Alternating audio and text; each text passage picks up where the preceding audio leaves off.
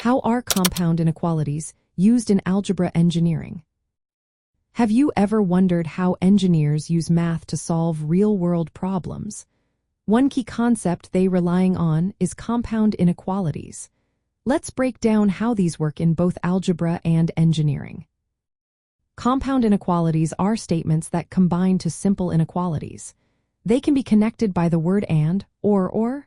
When we use and, it means both conditions must be true at the same time.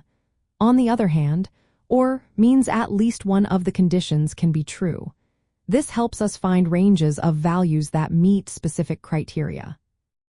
In engineering, compound inequalities are essential for defining safe operating ranges and tolerances.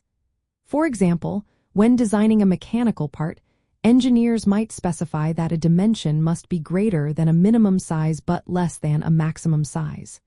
This is an and compound inequality, which shows an interval of acceptable values. Let's say an engineer is working on a part that needs to be between two sizes. If the minimum size is 5 centimeters and the maximum size is 10 centimeters, the compound inequality would look like this. 5 is less than the size, which is less than 10. This ensures the part fits correctly and functions as intended. Compound inequalities also play a role in control systems. Variables like temperature, pressure, or voltage must stay within certain limits to maintain system stability and safety.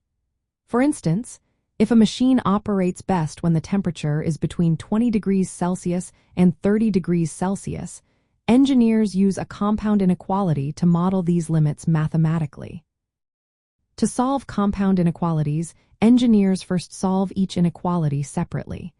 Then they combine the solutions based on whether they are and or inequalities. For and inequalities, the solution is the overlap of the individual solutions. For or inequalities, it is the combination of the solutions.